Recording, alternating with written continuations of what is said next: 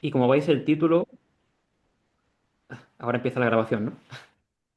Como veis el título de la charla puede ser un poco bizarro. Hablo ahí un poco de dinámica de partículas, ¿no? Esto suena mucho a física, ¿no? Y muy poco a matemáticas, ¿no? Así que antes que nada voy a intentar dar una idea conceptual de sobre qué versa esto, ¿no? Y qué tiene que ver esto con las matemáticas. ¿Vale? Así que empiezo con una introducción y en mi primera diapositiva no hay ninguna ecuación, ningún texto, solamente esta imagen que voy a usar para explicar esto de la dinámica de partículas, ¿en qué consiste? Cuando yo pienso en dinámica de partículas, me imagino algo como esto que está aquí representado. Aquí lo que se muestra son tres posibles trayectorias que una partícula puede describir para ir del punto inicial que está abajo a la izquierda al punto final que está aquí arriba a la derecha, ¿no? La cuestión es que en la naturaleza, pues una partícula cuando va de un punto a otro en un cierto fenómeno, lo hace siguiendo una única trayectoria, por lo menos en el mundo clásico. Ya a nivel cuántico pueden pasar cosas más raras, pero clásicamente hay una trayectoria, ¿no? Y la labor que tenemos que hacer, bueno, los físicos, digamos, tienen que dar un criterio para saber, pues, de todas las posibles curvas que conectan esos dos puntos, cuál va a ser la que la partícula en el mundo real, digamos, va a describir. ¿Esto cómo se hace? Esto en física se hace apelando a un principio, a un postulado, quizá de los más fundamentales de la física, tal y como se entiende hoy día, que se conoce como el principio de acción extremal o de mínima acción, que seguramente os suene. Esto consiste en que a cada sistema físico le tenemos que asociar un funcional que a cada una de las posibles evoluciones del sistema le asigna un número. Por ejemplo, en este caso, como las posibles evoluciones son curvas que conectan esos dos puntos extremos, ¿no? Pues a cada una de esas curvas, que son las posibles trayectorias, le asigna un cierto número real. Y según el principio de acción extremal, pues las trayectorias que realmente ocurren, las que realmente se dan en la naturaleza, deben corresponder a puntos críticos de ese funcional, a curvas estacionarias del funcional. De modo que una vez hemos fijado ese funcional, que se supone que describe adecuadamente ese fenómeno físico, ya es una cuestión de estudiar el problema variacional asociado a ese funcional. ¿Vale? Así que cuando hablo de dinámica de partículas, matemáticamente se traduce como, pues hemos elegido un funcional que describe la propagación de esas partículas y ahora vamos a estudiar cómo son los puntos críticos, a caracterizarlos y ver cómo son en términos físicos, a ser posible, ¿no? Así que eso explica la primera parte, si queréis, del título de la charla, ¿no? Cuando hablo de dinámica de partículas. Este proceso de fijar un funcional y estudiar sus puntos críticos tiene dos fases muy diferentes, ¿no? Por una parte, una vez ya elegido el funcional, el problema, digamos, es de carácter matemático, ¿no? Estudiar cuáles son esos puntos críticos. Pero antes que eso, uno tiene que elegir, que seleccionar un cierto funcional. Y funcionales para curvas hay muchos y de muy distinto tipo, ¿no? Esa primera parte sería el proceso de modelar de la forma más correcta posible el fenómeno físico que estamos considerando. Es el trabajo que tiene que hacer un físico, digamos, ¿no? Y aquí entra en juego la segunda parte del título de la charla, cuando digo dinámica de partículas relativistas dependientes de las curvaturas de Frenet. Porque cuando vamos a elegir qué funcional voy a seleccionar para describir esta dinámica de partículas, van a ser funcionales que contienen términos que dependen de lo que se llaman las curvaturas de Frenet de la curva. Eso ahora después daré la definición precisa de lo que significará en este contexto, pero si habéis estudiado geometría de curva a nivel clásico, seguramente os suene eso del triedro de Frenet. Dado una curva en el espacio euclídeo, pues podéis construir esos tres vectores, ¿no? El tangente, el normal y el binormal. Y además tenéis dos funciones que se conocen históricamente como la curvatura y la torsión de la curva, que tienen además un significado geométrico en el espacio euclídeo que es conocido, ¿no? Pues esto de las curvaturas de Frenet vienen a ser esas funciones. En el caso tridimensional solo tenemos esas dos, y si fuese un caso de dimensión superior habría más curvaturas, ¿no? Pero son esas funciones, lo que pasa que planteadas en un contexto más general que el espacio euclídeo, en una variedad semi-riemanniana la que sea, ¿vale? Así que voy a trabajar en esta charla con funcionales que contienen curvaturas de Frenet entre sus términos. Y bueno, habría que justificar físicamente por qué tiene sentido trabajar con esos funcionales, porque eso es interesante, ¿no? Para describir digamos, el mundo. Y hay ciertos motivos, cierta justificación para darle interés a esa clase de funcionales. Pero no voy a entrar en eso porque me desviaría ya mucho del camino de la charla, ¿vale? Solamente digo que hay motivos físicos para decir que esto es interesante, que esto describe ciertos fenómenos naturales, ¿vale? Y ya por último, el título dice que vamos a hacer este estudio en espacio-tiempos curvos, o sea que voy a considerar el funcional definido sobre curvas que viven en un espacio-tiempo que no es llano, ¿vale? Que no es trivial. ¿Vale? Con esto espero más o menos haber dado una idea de qué va este trabajo. Y ya a partir de ahora sí voy a entrar en establecer algunas definiciones, ¿no? Todas estas ideas que he introducido de forma un poco así intuitiva, vamos a ir precisándolas. Bueno, como estamos en el contexto relativista, siempre tendremos como fondo un cierto espacio-tiempo relativista. Esto lo que significa es que tenemos una variedad lorentziana, o sea, con una métrica lorentziana, con su correspondiente conexión de Levi-Civita, y que además tiene ciertas características adicionales, orientada, temporalmente orientada, conexa. Bueno, esa parte no va a ser esencial para la charla. Lo importante es que tenemos una cierta variedad lorentziana. Y voy a asumir que la dimensión de esa variedad es 3. Esto lo hago así porque evidentemente el caso interesante en relatividad sobre todo sería el caso de dimensión 4, ¿no? Pero lo hago en dimensión 3 porque es un primer intento de hacer este estudio que es un poco farragoso a nivel de expresiones matemáticas como luego veremos. Asimismo, voy a considerar un cierto conjunto que llamaré gamma mayúscula, en el que metemos todas las curvas que pueden ser trayectorias admisibles para las partículas que voy a considerar ahí, ¿vale? Y ahora vamos a formalizar esta idea de que elegimos un funcional cuyos puntos críticos serán esas trayectorias. Pues diremos que un modelo de partículas, en este contexto, es un funcional definido sobre el espacio de curvas, que a cada una de esas curvas pues la asocia a un cierto número real. Y ese número se calcula como se muestra ahí. Va a ser la integral sobre la curva de una cierta función, que luego elegiremos una concreta. En la parlanza física, la función esa que integramos se llama lagrangiano del modelo y el funcional se conoce como la acción, ¿vale? Eso en el lenguaje propio de la física.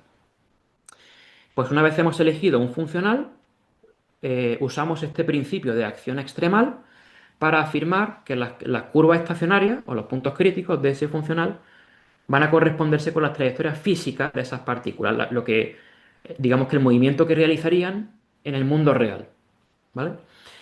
Este es el planteamiento inicial del problema. Ahora tenemos que especificar, pues, quién va a ser ese funcional para poder estudiarlo. Antes de eso, os dije que el funcional va a depender de esas curvaturas de Frenet. Para eso, tenemos que definir a qué me refiero con curva de Frenet en este contexto, ¿vale? Esta definición, como ya anticipaba antes, es una abstracción o una extensión del concepto clásico de triedro de Frenet, ¿vale? Llevado a una variedad semiriemanniana, que no sea el espacio euclídeo. Bueno, pues diremos que en un espacio-tiempo tridimensional, una curva se dirá que es de Frenet si es una curva espacial o temporal, o sea, el carácter causal de la curva ya lo estamos restringiendo, ya estamos quitando las curvas luminosas, que juegan un papel muy importante en relatividad, pero no se pueden estudiar, digamos, desde el punto de vista del sistema de Frenet. Haría falta otra forma de construir un triedro sobre la curva. Así que de momento nos quedamos solamente con curvas espaciales o temporales.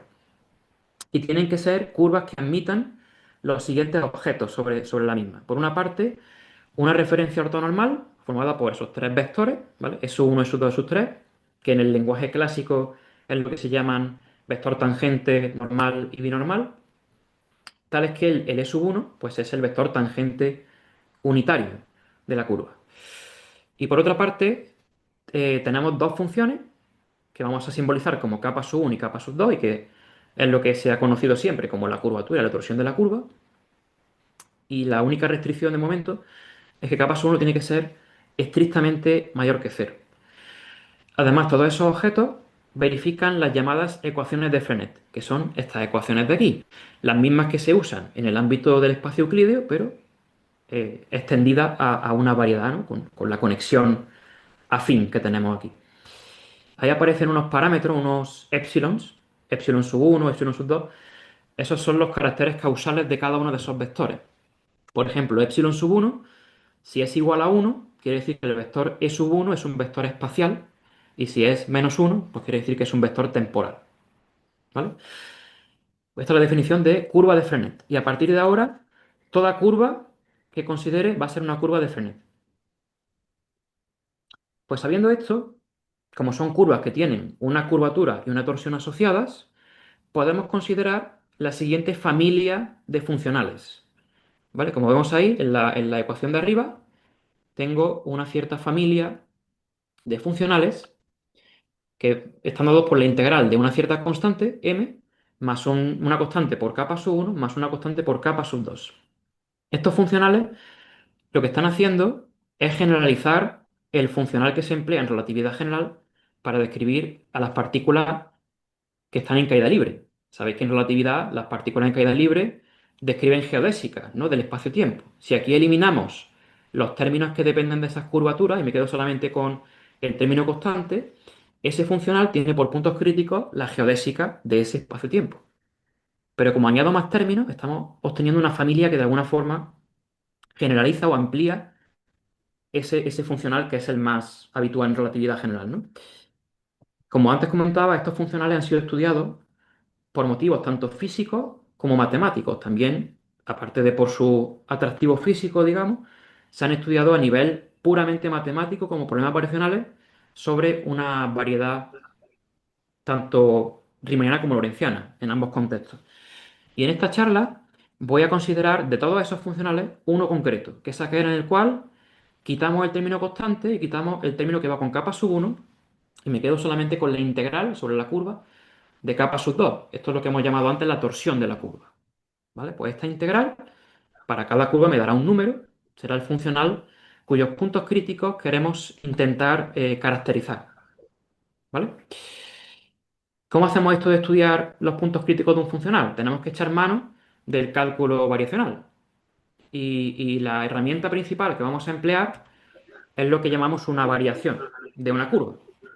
¿Vale? Si quiero estudiar si una curva dada es o no un punto crítico de ese funcional, vamos a utilizar una variación sobre esa curva. De forma intuitiva, esto lo que es cojo la curva y construyo una familia de curvas que deforman de manera suave a la curva dada. ¿Vale? Y si queremos hacerlo preciso, matemáticamente, lo que tenemos es una aplicación diferenciable que toma dos parámetros, uno entre menos epsilon y otro entre a y b, y me da un punto de ese espacio-tiempo. El primer parámetro sería el parámetro variacional, digamos, que me dice en qué curva de la variación estoy. En particular, si ese parámetro lo hago igual a cero, recupero la curva original, la curva base de la variación. Y el segundo parámetro es el parámetro de la curva, que llamaremos t. ¿Vale? Como tengo entonces que cada variación es una aplicación que depende de dos parámetros, podemos calcular las correspondientes derivadas de omega con respecto de esos dos parámetros. Si derivo con respecto de t, como t es el parámetro de la curva, pues lo que obtendré será el vector tangente a cada una de esas curvas. Mientras que si derivo con respecto de z, que es el parámetro que me dice en qué curva estoy de esa familia de curvas, pues lo que tengo es un vector, un campo vectorial sobre esas curvas que llamaremos w, y tal que si lo restringimos a la curva base de esa variación a gamma, obtenemos lo que se llama el campo variacional asociado a esa variación. Viene a ser una versión infinitesimal de esa variación. ¿Vale? Con esto de las variaciones podemos definir qué es lo que vamos a entender por un punto crítico de un funcional de estas características. Diremos que una curva es un punto crítico del funcional, del que hemos elegido antes o de cualquier otro que sea de este estilo, si cuando yo construyo una variación basada en esa curva, vamos a llamarla omega, evaluamos el funcional sobre esa variación y ahora derivo con respecto de z e igualamos z a 0, o sea, hacemos la derivada del funcional con respecto de z evaluado en la curva, que es base de la variación, pues esa derivada me da 0. Y esto para cualquier variación admisible que pueda construir basada en esa curva. Si eso ocurre, diremos que esa curva es un punto crítico de ese funcional. Para este funcional, para el funcional que era la integral de la torsión, este cálculo se puede hacer. ¿vale? Y lo hicimos en un trabajo de hace unos cuantos años, se puede ver. Esto es una cosa muy estándar en el ámbito del cálculo variacional, ¿no? Que la derivada del funcional se puede descomponer como suma de dos términos, de los cuales uno de los dos términos es un término de frontera, porque está evaluado en los extremos de la curva, ¿vale? Y las expresiones de estos operadores E de gamma y B de gamma W están dadas aquí debajo para este funcional. Ahora bien, solamente nos va a interesar de momento esta primera expresión, la de E de gamma, porque si nos restringimos a un espacio de curva en el que todas las curvas tienen los mismos extremos, o sea que yo hago una variación sin que cambien los extremos de la curva, y esto tiene sentido porque estoy estudiando trayectorias de un punto a otro, con lo cual yo no quiero que cambien los extremos de esa trayectoria, ¿vale? Además pedimos que los vectores e sub 1 y e sub 2 estén fijos en los extremos. Pues con todas estas condiciones de contorno, resulta que el término de frontera se anula, es siempre cero. Con lo cual la dinámica, las soluciones de ese problema variacional, están gobernadas por el primer término, ¿vale? Por esto que hemos llamado E de gamma. Tiene que ser que para que la curva sea un punto crítico, E de gamma sea cero. Así que obtenemos este resultado. Para que una curva de Frenet, bueno, capas 1 diferente de cero, esto porque antes hemos supuesto que tiene que ser positiva para que sea de orden máximo, será un punto crítico del funcional si solo si cumple esta ecuación, que está escrita en términos de los elementos del sistema de Frenet de la curva, de los vectores de la base y de las funciones capa sub 1 y capa sub 2. Además, en esta ecuación aparece esta componente del tensor de curvatura de Riemann, R de E sub 3, sub 2 y E sub 1. Esto quiere decir que hasta aquí hemos llegado, o sea, de momento este desarrollo es para un espacio-tiempo tridimensional cualquiera. No hemos especificado nada más acerca de cómo es este espacio-tiempo. Pero si yo no sé nada acerca de cómo se comporta este tensor de curvatura, pues yo a partir de aquí no puedo hacer nada más, por lo menos que yo sepa. Así que a partir de ahora, lo que haré será considerar una familia concreta de espacio-tiempo cuyo tensor de curvatura tengo controlado, sé cómo se comporta, sabemos calcularlo para estos vectores, ¿vale? ¿En cuáles vamos a trabajar? Bueno, para esta charla, el trabajo que estamos desarrollando lo estamos haciendo en una familia de espacio-tiempo de gran interés físico y matemático que se conocen como Brinkmann. Y esto se define matemáticamente como cualquier espacio-tiempo que admita un campo vectorial definido globalmente sobre ese espacio-tiempo que sea luminoso y que además sea paralelo. O sea, que su diferencial covariante, si queremos llamarlo así, sea igual a cero. Cualquier derivada covariante de ese campo vectorial me da cero. Eso en particular implica que ese campo vectorial es un campo de Killing, ¿vale? Satisface la ecuación de Killing. ¿De acuerdo? Así que cualquier espacio-tiempo que tenga un campo de estas características, diremos que es un espacio-tiempo de Brinkmann. Esto es una definición muy general, que admite dentro muchos tipos, muchos subtipos de espacio-tiempo. De hecho, voy a ser un poco más específico. En vez de considerar un Brinkmann cualquiera, que es una cosa muy general, vamos a restringirnos a una subfamilia más específica, que es lo que llamaré un PP-wave. ¿Vale? Aquí advierto que la terminología puede ser un poco variable según el autor. Cada uno llama PP-wave a una cosa un poco diferente. En esta charla yo voy a considerar que un PP-wave es un espacio-tiempo tridimensional. Bueno, lo de tridimensional es porque lo he puesto yo, podría ser de cualquier dimensión, pero yo lo he puesto tridimensional porque me interesa.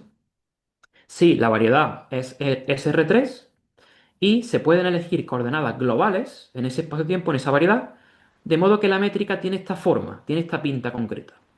¿Vale? En esas coordenadas, U, V y X, la métrica se escribe así, tiene esta apariencia. Lo único que hay aquí que podamos elegir es esa función h de que depende, como mucho, de u y de x, no depende de la v. ¿Vale? Esto es toda una familia de métricas y ya pues la función h podemos elegir una u otra, pero de momento lo vamos a dejar genérica. ¿Vale? Bueno, está claro que este tipo de espacio-tiempo es un caso particular de Brinkmann, de la definición que hemos dado en la transparencia anterior. Porque siempre el campo vectorial parcial v, este campo coordenado, siempre es luminoso, como se ve de la métrica, porque no hay ningún término dv por dv, ¿no? Y además se puede comprobar haciendo las derivadas covariantes que es un campo paralelo, ¿vale? Y en particular es un campo de Killing. O sea que este tipo de métrica corresponde a un Brinkman. Físicamente, estos espacios-tiempos se han utilizado para modelar, dar un modelo muy idealizado de lo que serían las famosas ondas gravitacionales, ¿vale? Por eso en física este tipo de construcciones son muy relevantes. Bueno, para este espacio-tiempo se han calculado, se conocen desde hace muchos años, todas las, digamos, derivadas covariantes de los campos coordenados, ¿vale? Estas las pongo aquí porque las usaremos en los que sigue. Las he sacado de un artículo que es de hace 4 años, pero se conocen desde hace mucho más tiempo. Y también disponemos de expresiones para todas las componentes que no son cero del tensor de curvatura de este tipo de espacio-tiempo. Una cosa que podemos comentar aquí es que el tensor de curvatura será idénticamente nulo si solo si la derivada de h de esa función que aparece en la métrica con respecto de x dos veces es igual a cero. Si ocurre esto, por tanto, pues tenemos un espacio-tiempo cuyo tensor de curvatura es idénticamente nulo. O sea que estamos realmente en una cosa que es eh, Minkowski, ¿no? Digamos que es llana. Con lo cual vamos a considerar siempre casos en los cuales esto no es cero para que no sea, para que no estemos trabajando en Minkowski. Bueno, dicho esto, ya hemos introducido algunos preliminares y voy a empezar a estudiar el problema en sí. O sea, ya conocíamos la ecuación general que me da los puntos críticos de ese funcional. Eso era para cualquier espacio-tiempo tridimensional. Ahora voy a hacer el estudio, vamos a obtener unas ecuaciones específicamente para esto que hemos llamado pp waves, ¿vale? Voy a considerar una curva y vamos a ver qué tiene que verificar para que sea un punto crítico del funcional en un pp wave de estos que hemos definido antes. A partir de ahora se vienen muchos cálculos, pero bueno, solo son cuentas. Serán cuentas un poco farragosas, pero son cuentas. Voy a coger una curva gamma de t, que la voy a expresar empleando las coordenadas que antes hemos introducido, ¿vale? Tenemos, pues, que tiene sus tres componentes, u, v y x, en las coordenadas que antes hemos empleado para expresar la métrica. Voy a suponer que esta curva es temporal. Esto se hace por motivos físicos más que nada porque las curvas espaciales representarían partículas que se mueven más rápido que la luz, partículas taquiónicas, y eso no se ha visto que pase en el mundo real, de momento. Y además, voy a suponer que la curva es unitaria, o sea que cuando hago el producto escalar de gamma prima por sí mismo, del tangente de la curva por sí mismo, pues eso me da -1. Además supondré que u punto y x punto no son cero. También puedo hacer el estudio considerando que sí lo son, pero voy a hacer este caso que es quizá el más interesante, el más rico. ¿Qué es lo que voy a hacer ahora? Voy a construir para esta curva el sistema de Frenet. Voy a construir los tres vectores de la base de Frenet, porque aparecen en la ecuación de movimiento que hemos sacado antes del funcional, ¿vale? Así que voy a obtener expresiones en función de las componentes de esa curva para esos vectores. El E sub 1 es muy fácil, porque como la curva he supuesto que es unitaria, pues el vector tangente unitario es directamente gamma prima. Así que E sub 1 coincide con gamma prima para esta curva. Y ahora, ¿cómo sacamos E sub 2? Lo que llamaríamos el vector normal, por usar el lenguaje ese clásico.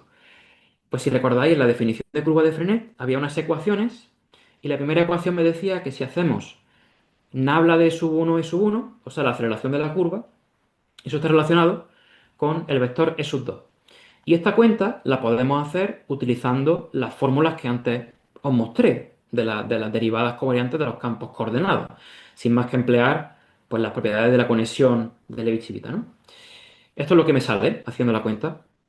Esta expresión la vamos a masajear un poco, porque luego se queda, para mi gusto, un poco mejor si hacemos lo siguiente.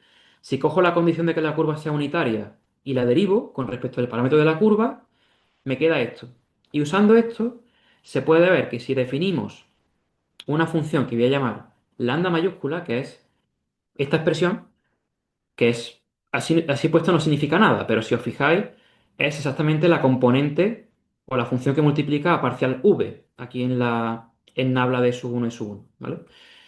Pues eso lo llamaré lambda y la componente que va con parcial, o sea, la función que multiplica a parcial x, se puede expresar también en función de lambda mayúscula de esa forma. De modo que la aceleración de la curva, nabla de sub 1 y sub 1, Se puede escribir así. Y con esto nos hemos quitado, ya no aparece aquí en ningún momento el x punto punto. Ha desaparecido una de las derivadas segundas que aparece en esa expresión. Bueno, con esto ya podemos sacar quién es e sub 2, como decía antes, recurriendo a esta ecuación de Frenet, pues nos habla de e sub 1 e sub 1. Para esta curva es kappa sub 1 por e sub 2. Esto era la definición de la curva de Frenet. De modo que e sub 2 es básicamente lo que hemos calculado antes, dividido por la curvatura, por kappa sub 1, ¿vale? Pues me queda esta expresión para el vector e sub 2. Y ya por último me faltaría sacar e sub 3, el vector que me falta en la base, ¿no? Lo que voy a hacer para obtenerlo, en lugar de usar otra vez las ecuaciones de Frenet, es simplemente completar la base. Como sé que es una referencia ortonormal, voy a buscar un vector que sea ortogonal a los otros dos, que sea unitario, y tal que la base sea positivamente orientada. Y eso me da un único vector, que es este de aquí. Pues ya tenemos todos los vectores del sistema de Frenet. Tenemos las expresiones en función de, pues, derivadas de las componentes de la curva. También en la ecuación esa que puse antes del funcional, en la ecuación que me daba los puntos críticos, aparecía una componente del tensor de curvatura de Riemann, esta de aquí. Usando las expresiones que antes mostré para el Riemann, pues se puede ver que esa componente tiene esta expresión. En este caso es bastante más sencillo. Y ya con esto podemos irnos a la ecuación de movimiento que antes obtuvimos para el funcional, que estaba expresada en función de los vectores de la base de Frenet y de esta componente del tensor de Riemann. Metemos todo lo que hemos obtenido antes y llegamos a un sistema de dos ecuaciones diferenciales que dependen de todas esas derivadas de las componentes de la curva. ¿Vale? ¿De acuerdo? O sea que la ecuación que teníamos antes, que obtuvimos buscando los puntos críticos de ese funcional, se me ha convertido en este sistema de dos ecuaciones diferenciales ordinarias. Como veis, esto es bastante complicado, o sea, no podemos esperar obtener una solución, digamos, explícita de esto en el caso general, pero podemos intentar obtener algo de información acerca de cómo son las soluciones, cómo son las curvas que verifican o que no verifican este sistema de ecuaciones. Por ejemplo, si nos fijamos, en la segunda ecuación tenemos a la derecha de la igualdad este término que está multiplicado por la derivada segunda de h con respecto de x, que dijimos antes que tenía que ver con si el espacio-tiempo era o no isométrico a Minkowski, ¿no? Si esto de aquí es diferente de cero, tiene que ser que también sea diferente de cero lo que tengo a la izquierda de la igualdad. En particular, tiene que pasar que capa sub 1' y capa sub 2 sean diferentes de cero. De lo contrario, es cero igual a una cosa que no es cero, y eso no puede ser. Eso me da un resultado de no existencia, que lo enuncio aquí en la siguiente diapositiva, ¿vale? Si tengo esta clase de espacio-tiempo y sabemos que esta derivada segunda nunca es cero, pues entonces no puede haber no puede haber soluciones del sistema que tengan capa sub 1 constante y capa sub 2 cero, o sea, curvatura constante y torsión cero. Y esto tiene una significación geométrica importante, porque este tipo de curvas es lo que se conocen en este ámbito como los círculos generalizados. Si uno piensa en curvas dentro del espacio euclídeo, en, digamos, el caso de toda la vida, puede ver que los círculos, tal y como lo entendemos siempre, son precisamente aquellas curvas que tienen curvatura constante y torsión nula. Pues esa idea, cuando se generaliza a una variedad que no sea llana, me da lo que llamamos estos círculos generalizados. ¿Vale? Pues estamos diciendo que, salvo que estemos en Minkowski, en el caso llano, este funcional no admite como puntos críticos curvas que sean círculos generalizados. ¿Vale? Sin embargo, lo que sí podría haber, otro tipo de curva que también aparece mucho en esta clase de estudios, son las llamadas hélices generalizadas, que son curvas que tienen capa sub 1 y capa sub 2, las dos constantes, diferentes de cero. Eso veremos que ahora después veremos que sí que pueden aparecer como soluciones. Pero antes de eso, otra cosa general que podemos obtener mirando el sistema de ecuaciones es que todas las soluciones que tiene este sistema tienen una cantidad conservada. ¿Vale? ¿Cómo sabemos eso?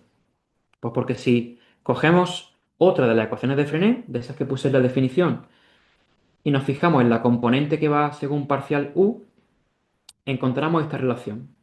¿vale? Esto lo podemos sustituir en una de las ecuaciones, ¿vale? En esta ecuación de aquí arriba del sistema podemos introducir eso que hemos obtenido y nos queda esta igualdad. Y si tenemos un poco de ojo, nos damos cuenta de que esta igualdad es equivalente a que esta derivada sea igual a cero. O dicho de otra forma, esta cantidad que hay dentro de los paréntesis es una constante, es una cantidad conservada. Cualquier curva que sea punto crítico de este funcional tiene que ser tal que esta cantidad sea una constante, ¿vale? Esto físicamente es muy importante porque estamos diciendo que hay una cierta magnitud que se está conservando. La pregunta que uno se hace ahora es, ¿eso qué significa? Físicamente, ¿qué es? ¿Qué cosa física es? ¿Vale? Eso lo vamos a intentar responder ya en la última parte de la charla, pero antes de pasar a eso, como digo, el sistema de ecuaciones diferenciales ese, en general, es muy difícil tratarlo, pero lo que sí podemos intentar hacer es considerar alguna PP-wave de esas que hemos definido, específica, donde las ecuaciones se simplifiquen lo máximo posible. Recordemos que la métrica con la que estamos trabajando es esta de aquí, y aparece una función h que podemos elegir libremente, siempre que sea que la derivada segunda de h con respecto de x no sea cero, para que sea un espacio-tiempo no trivial, ¿no? Por un caso muy sencillo, se obtiene si escogemos como la función h x al cuadrado. O sea, una función que ni siquiera depende de u y depende de la x cuadráticamente, de modo que al hacer la derivada segunda me sale 2, no me sale cero. Esta clase de PV Waves también tiene un nombre, se conocen como espacios de Kagen-Wallach y también tienen cierto interés físico y matemático. Pues hemos comprobado que cuando uno coge las ecuaciones de movimiento y las particulariza para este caso, se simplifican mucho y puede encontrar de forma explícita soluciones que son lo que hemos llamado antes hélices generalizadas. O sea, curvas que tienen tanto capa sub 1 como capa sub 2 constantes. También estas curvas tienen mucho interés porque aparecen en diversos problemas operacionales y también muchos fenómenos físicos. Por ejemplo, si uno coge una partícula cargada y la tira, digamos, la lanza en un campo electromagnético que sea constante, esa partícula cargada describe una hélice como consecuencia de la fuerza que ejerce ese campo electromagnético. Y de hecho eso no es una casualidad, digamos. Se ha visto que existe una correspondencia, una dualidad entre esta clase de problemas, o sea, de funcionales que dependen de las curvaturas de Frenet y los funcionales que describen la dinámica de partículas en el seno de un campo electromagnético. Se han hecho estudios matemáticos en los que se ha visto que hay una correspondencia entre ambos, lo cual es muy interesante. Bueno, para pasar ya a esta parte final de la presentación, antes me hizo una pregunta, ¿no? Obtuvimos una cantidad conservada y la pregunta era, pues, ¿eso qué significa? Y además esa cantidad conservada la hemos encontrado manipulando las ecuaciones, pero sin seguir ningún procedimiento sistemático. Así que también uno puede preguntarse si no hay alguna forma más sistemática, más metódica de obtener esa cantidad conservada. Eso es lo que vamos a plantear en este último apartado, en el que vamos a hablar de cómo esa cantidad conservada está relacionada con una simetría. Esto viene de otra idea que es muy fundamental en la física, que es lo que se conocen como los teoremas de Noether, ¿no? La idea filosófica subyacente a estos teoremas es que existe una correspondencia entre cantidades conservadas y simetrías de un modelo físico, de un sistema físico. Por poner un ejemplo muy sencillo, si tienes un sistema físico cuyo comportamiento, digamos que es independiente del tiempo, de en qué momento haces tú el experimento, o sea que ese modelo, matemáticamente hablando, es invariante bajo traslaciones en el tiempo, ¿vale? Entonces se sigue del teorema de Noether que se conserva una cantidad que llamamos energía, ¿vale? Cuando hablamos de energía, la energía es la cantidad que se conserva como consecuencia de que ese sistema físico presenta esa simetría, es invariante bajo traslaciones en el tiempo. Y en general, cada cantidad conservada está asociada a una propiedad de invariancia bajo algún tipo de transformaciones, algún grupo de transformaciones. Es esto lo que nos permite dar un significado físico a esa cantidad, ¿vale? Sabemos que la energía es la energía porque es lo que se conserva bajo traslaciones temporales. Sabemos que el momento angular es el momento angular porque es lo que se conserva bajo rotaciones. Y así múltiples ejemplos.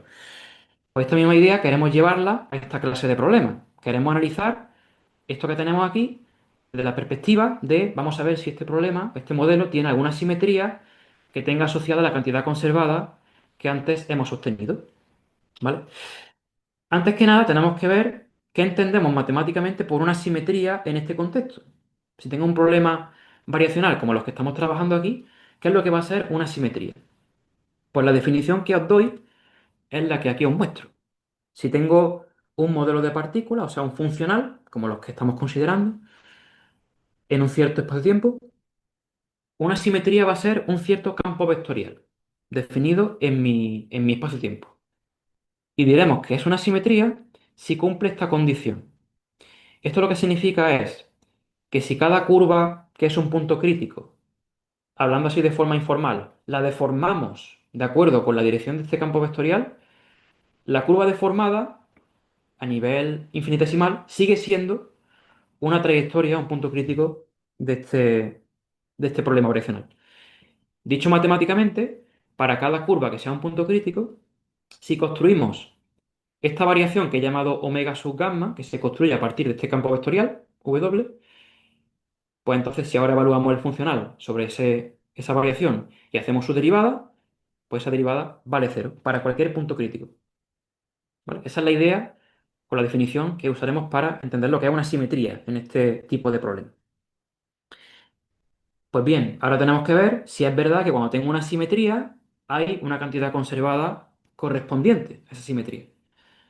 Eso lo vamos a ver en el siguiente resultado, que viene a ser el teorema de Noether, pero aplicado a este contexto concreto. Entonces, si tenemos un modelo de partículas y posee una simetría, entonces existe una cantidad conservada. O sea, una función sobre cada curva que sea un punto crítico que es constante sobre esas curvas. Aquí he puesto una idea de cómo justificar, aunque sea un poco con las manos, este resultado. Si yo tengo una curva que es un punto crítico y consideramos que esta curva está definida en un intervalo AB, pues si consideramos la restricción de esa curva a un subintervalo entre A y C, donde C está entre A y B, podemos calcular esta derivada, ¿vale? Usando la variación construida a partir de la simetría que teníamos en la definición anterior. Sigue siendo cierto que esa derivada la podemos descomponer como suma de estos dos términos, igual que hicimos antes. Pero claro, si esta curva es un punto crítico, E de gamma vale cero, porque satisface las ecuaciones de movimiento. Así que el primer término es cero.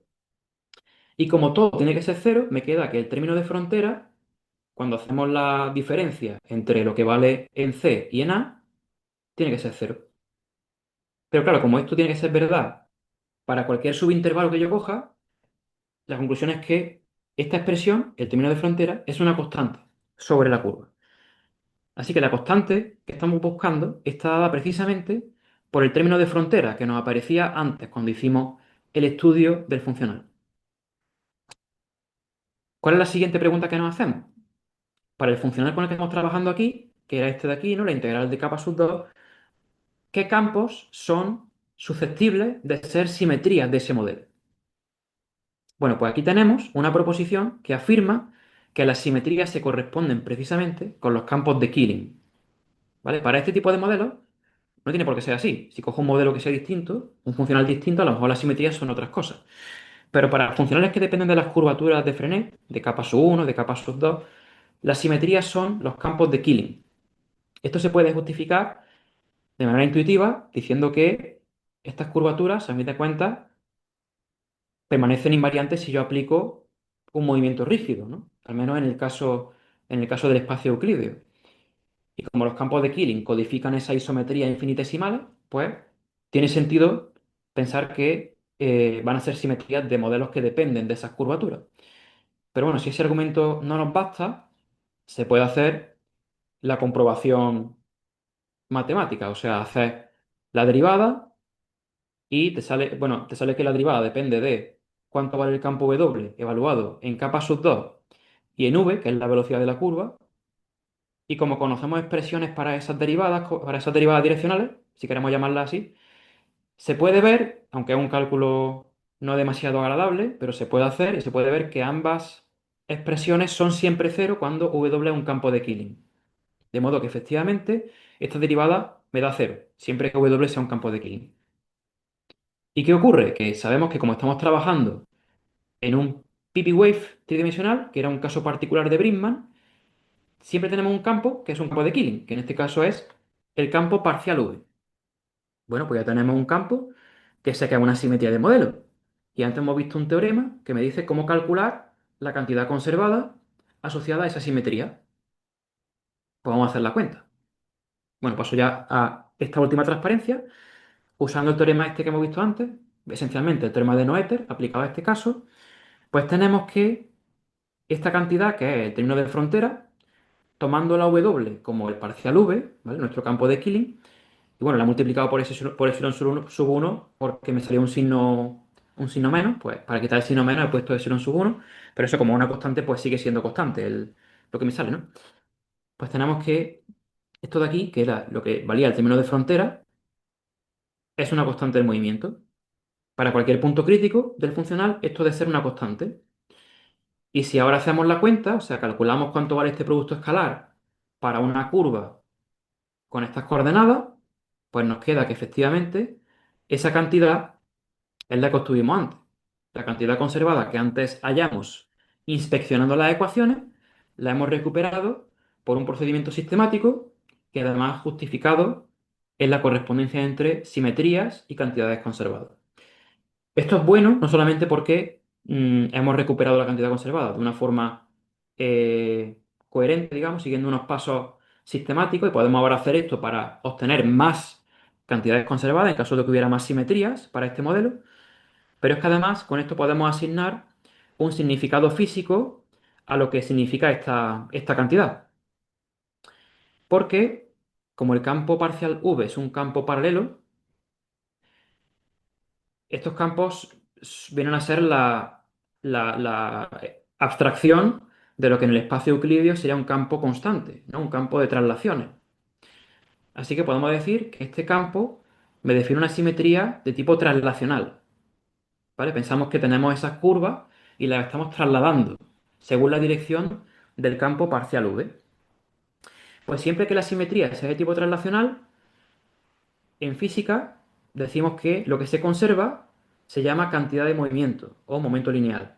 En este caso sería una componente de la cantidad de movimiento según la dirección del campo parcial V, que además este campo vectorial me está dando la dirección de propagación de la onda gravitacional que modela este espacio-tiempo. Así que lo que hemos deducido es que esa cantidad de movimiento se conserva. Y ya a partir de aquí podríamos seguir estudiando, que es lo que estamos haciendo ahora, para ver qué ocurre cuando tenemos más simetrías, cuáles son las cantidades conservadas y cómo esto nos ayuda a entender la dinámica de estas partículas y a pues, facilitar cómo caracterizar estas trayectorias. ¿Vale? Y bueno, ya finalmente tengo la típica transparencia con referencias, de las cuales ninguna es lo que he mostrado porque está en proceso, pero son trabajos que tienen que ver con lo que aquí os he presentado. Pues nada, muchas gracias por la atención y quedo a la espera de preguntas, si la hubiera.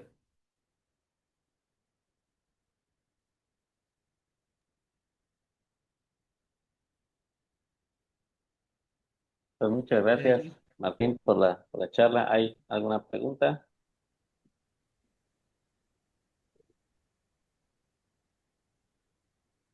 Yo tengo una pregunta. Sí, Adelante. Primero que nada, felicidades, muy bonita charla.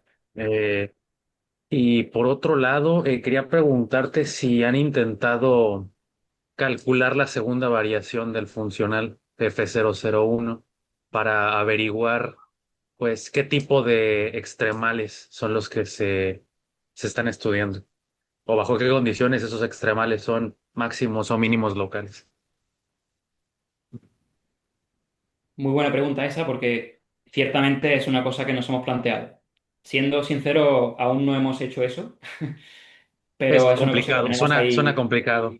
Sí. Sí, sí, sí, eso se ve chungo.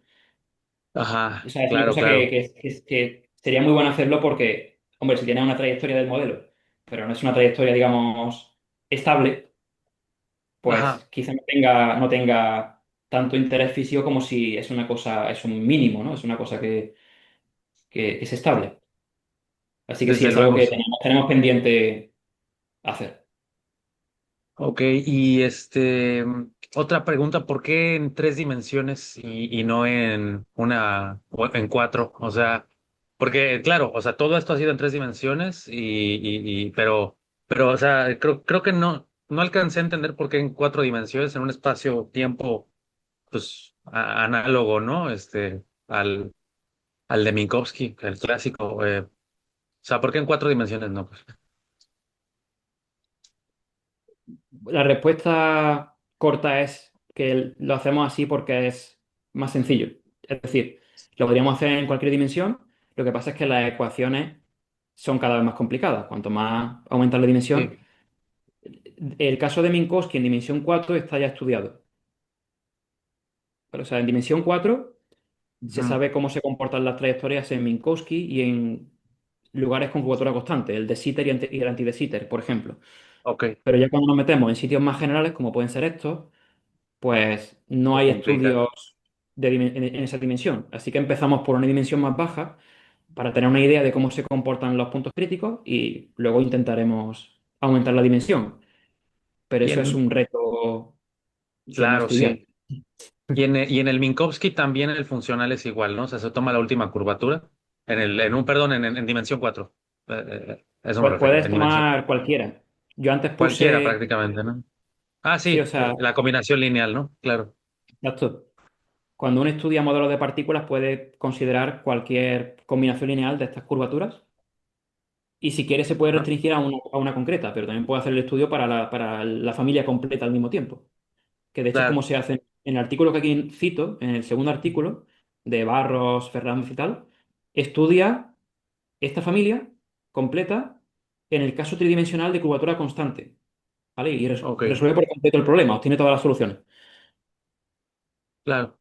Y Y luego, bueno, ya, por motivos sí. físicos, no, iba a decir que por motivos físicos se puede, por ejemplo, si considera el funcional que depende de la curvatura, pues ese funcional tiene que ver, bueno, históricamente hay un problema que es el problema de la elástica, en el que se usa el funcional dado por la integral de k sub 1 al cuadrado, que tiene que ver Ujú, con, si tiene una varilla flexible, pues la energía elástica que acumula está dada por ese funcional, ¿vale? O sea que en claro. función del contexto físico, pues se pueden emplear unos funcionales u otros.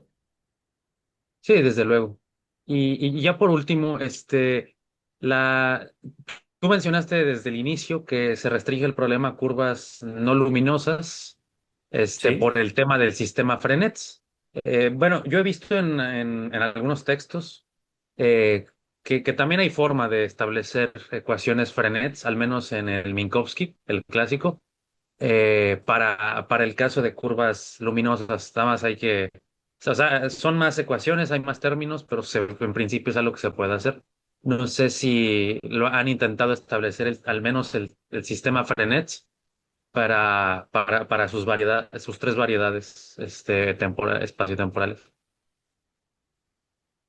para curvas Sí, luminosas, claro. O sea, para que el problema se pueda llevar a cabo con curvas luminosas también.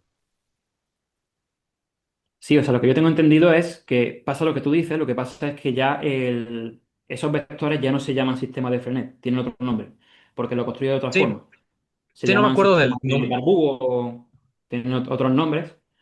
Sí, O sea, que yo no tengo claro que se pueda como unificar todo. O coges uno o coges otro. O coges el de Frenet o coges el de Darboux, como se quiera llamar en el caso luminoso. Pero no puedes hacer una sí, claro. descripción eso que yo sepa. Pero sí, sí, la idea es también hacer el estudio para curvas luminosas que se hará con el triedro que se adecue a esas curvas. Ajá, sí, claro, porque en ese caso se estaría como que pensando en una pseudotorsión para el caso de curvas luminosas. Y Ahí, pues ahí. igual suena curioso, la verdad. Pero bueno, ya, sería todo de mi parte. Muchas gracias. Nada, gracias a ti. ¿Alguna otra pregunta?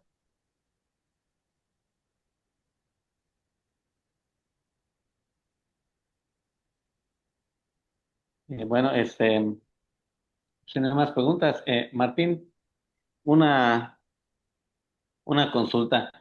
En la Dime. primera referencia, la que de alguna manera motivó el estudio, ¿no? Ahí Sí, dice que habla acerca de caracterización o clasificación de bosones y fermiones utilizando los funcionales que dependen de curvatura. Eso me suena un poco raro. ¿Me puedes explicar un poco más de a qué se refiere? sí. Bueno, eso viene de que he dicho que estos son modelos de partículas relativistas. O sea que se supone que con esa interpretación lo que describe es, esas trayectorias serían pues las que siguen ciertas partículas que se mueven en un espacio-tiempo, ¿no? La cosa es que en estos artículos de Pliuskay, él descubrió que cuando uno coge ese modelo y lo cuantiza, ¿vale? Porque eso es una cosa de la que no he hablado. Si uno quiere hacer un modelo realmente de partículas a nivel fundamental, tendría que ser un modelo cuántico, se supone. Pues tienes que cuantizar el modelo y lo que vio es que lo que le sale cuando hace eso son partículas que pueden tener tanto spin entero como spin semientero, Ya, ¿vale? O sea, el spin es una propiedad de las partículas subatómicas que, por ejemplo, para un electrón se supone que es un medio, es semientero. Y las partículas que tienen spin semientero se llaman fermiones, mientras que las que tienen spin entero se llaman bosones. Y lo que vio es que estos modelos se pueden emplear tanto para describir bosones como fermiones, según el modelo que se elija en cada caso.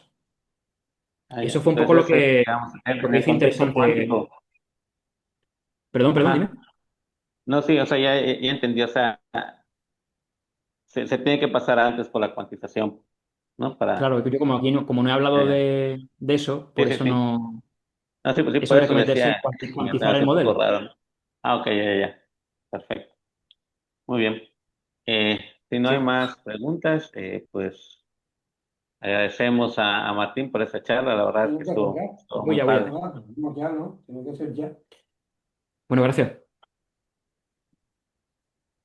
No sé.